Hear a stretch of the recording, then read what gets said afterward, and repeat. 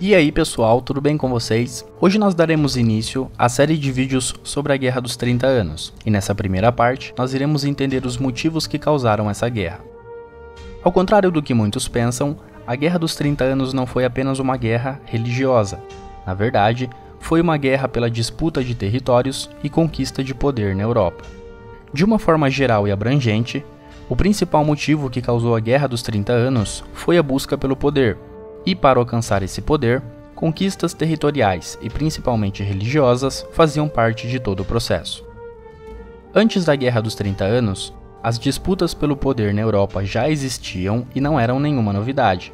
Mas no início de 1500, os conflitos passaram a aumentar ainda mais por conta de um novo fator, a Reforma Protestante.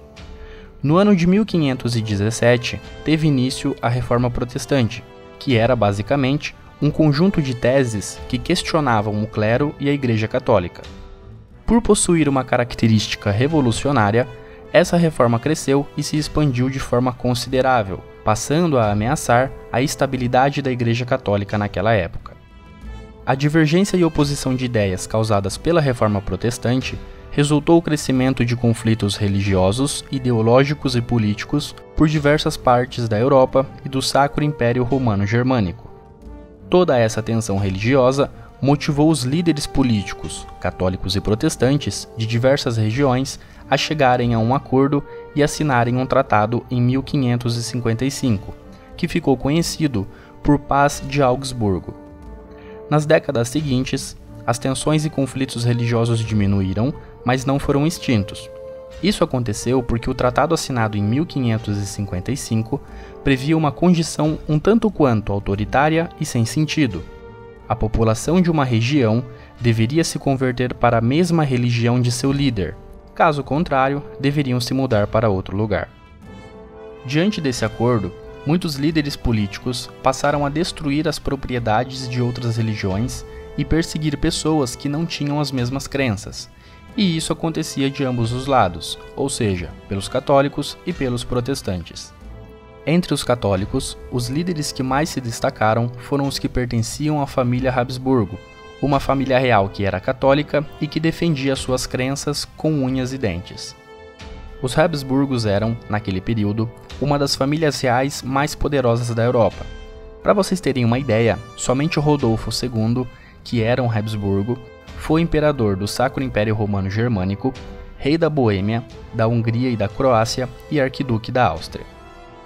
Em 1612, Rodolfo II morreu e seus reinados foram sucedidos por Matias, que também veio a falecer alguns anos depois.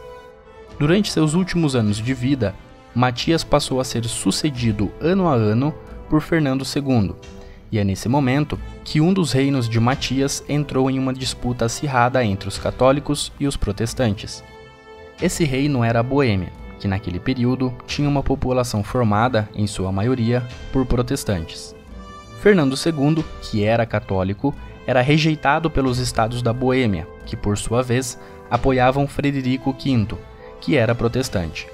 Ou seja, os protestantes da Boêmia queriam um rei que também fosse protestante. E como já era de se esperar, após suceder Matias, Fernando II se tornou rei da Boêmia em 1617.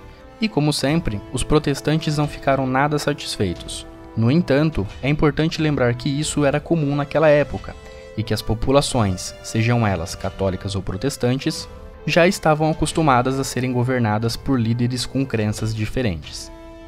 Um ano depois, em 1618, no Reino da Boêmia, alguns protestantes extremamente insatisfeitos com a administração do novo rei tomaram uma atitude radical. Invadiram o Palácio Real de Praga e jogaram os representantes de Fernando II pela janela.